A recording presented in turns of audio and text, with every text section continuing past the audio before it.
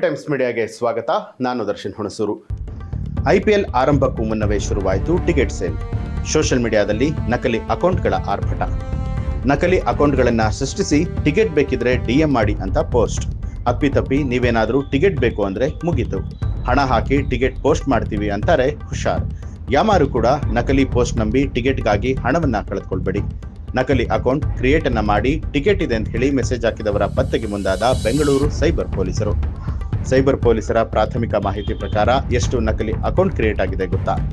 IPL date announce ಆಗಿದ್ದೆ ಇದುವರೆಗೂ 1 ಲಕ್ಷಕ್ಕೂ ಅಧಿಕ ಕೌಂಟರ್ಗಳು ಕ್ರಿಯೇಟ್ ಆಗಿದೆ. ಈ ಅಕೌಂಟ್ನಲ್ಲಿ ಟಿಕೆಟ್ ಬೇಕಿದ್ರೆ DM ಮಾಡಿ ಅಂತಿರೋ ಸೈಬರ್ ವಂಚಕರು. ನಕಲಿ ಅಕೌಂಟ್ಗಳ ಬಗ್ಗೆ ಸೀರಿಯಸ್ ಆಗಿ ತನಿಖೆಗೆ ಕಮಿಷನರ್ ಸೂಚನೆ. IPL ಮುಗಿಯುವವರೆಗೂ ಕೂಡ ಅಲರ್ಟ್ ಇರಲು ವಿಶೇಷ ತಂಡಗಳ ರಚನೆ. ಆಯಾ ಸೈಬರ್ ಠಾಣಾ ವ್ಯಾಪ್ತಿಯಲ್ಲಿ ವಿಶೇಷ ತಂಡಗಳು ರಚನೆಯನ್ನ ಮಾಡಿ ಅಲರ್ಟ್ ಇರೋದಕ್ಕೆ ಸೂಚನೆ. ಸದ್ಯ ಟಿಕೆಟ್ ಬೇಕಿದ್ರೆ ಸಂಪರ್ಕಿಸಿ ಅನ್ನೋರ ಅಕೌಂಟ್ಗಳ ಪತ್ತೆಗೆ ಮುಂದಾದ ಸೈಬರ್ ಪೊಲೀಸರು.